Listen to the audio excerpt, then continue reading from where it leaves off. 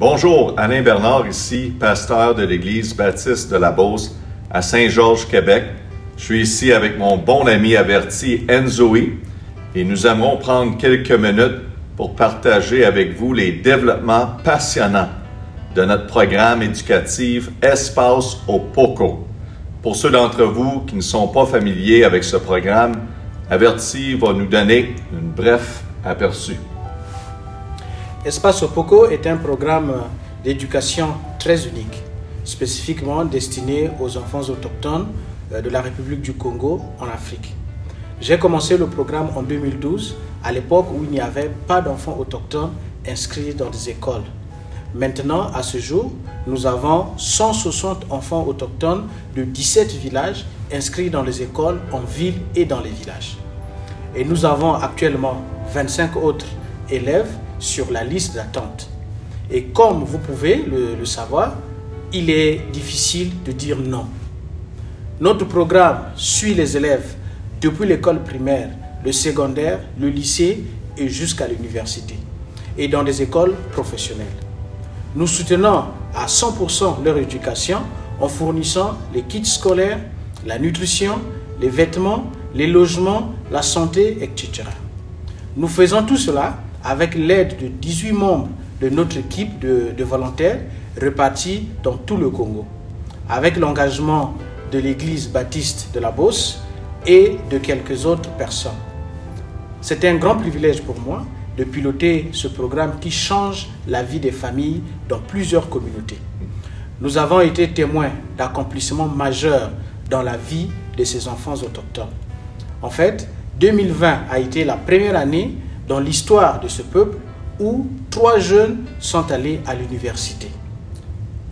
Lorsque j'ai rencontré Averti il y a 2 ans, il est venu visiter notre église et comme j'ai appris à le connaître, il a partagé comment il a commencé le programme Espace au Poco. Et bien sûr, j'ai été vraiment touché et je pouvais voir des grandes opportunités à travers de ce programme. Depuis, Averti a donné sa vie au Seigneur et il est devenu un fidèle disciple du Seigneur Jésus-Christ. Amen. Maintenant, ensemble, nous avons une grande opportunité, non seulement en donnant l'espoir par l'éducation, mais aussi en préparant les gens, ces jeunes, pour l'éternité. Je suis ici pour vous dire que la porte est maintenant grande ouverte avec des opportunités pour le ministère. Nous sommes actuellement dans les premières étapes de la construction d'un bâtiment dans la ville de Sibiti qui comprend une salle de réunion pour l'enseignement et le ministère. De plus, le Seigneur a mis sur notre chemin un missionnaire américain qui se prépare pour aller au Congo. Et ceci, c'est une vraie réponse à nos prières. Maintenant, cela nous amène au projet de construction qui est devant nous. Avec les élèves qui évoluent à l'école, quand ils sont rendus au cégep, ils sont obligés de quitter leur village d'une bonne distance. Et nous sommes donc au point où nous devons construire une structure d'hébergement pour les élèves du cégep.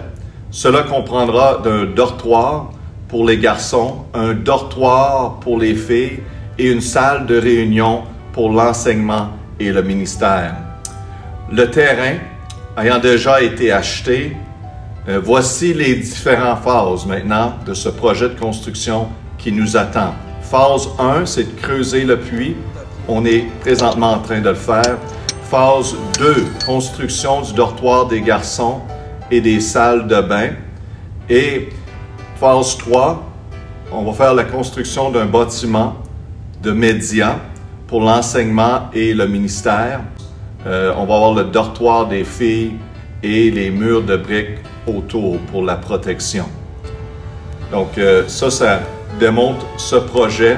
Comme vous pouvez voir, les coûts du projet sont très raisonnables, étant donné que la main-d'œuvre n'est pas dispendieuse et que la qualité est assez bien, avec les murs en briques et le toit en métal. Ces bâtiments sera équipé aussi avec l'électricité et la plomberie. Et aussi, ça sera tout un bon témoignage pour la communauté autour. Et vous pouvez être sûr que notre Église est pleinement engagée, non seulement en dirigeant le programme, mais aussi en prenant la responsabilité du soutien financier. Si vous ou votre Église souhaite faire un don pour ce projet de construction ou spécifiquement pour les étudiants, le soutien mensuel, faites-le nous savoir. Nous serons heureux de vous donner plus d'informations. Et notez que 100% des dons financiers est destiné à répondre aux besoins. Ensemble, nous pouvons vraiment faire une différence pour l'éternité. Amen.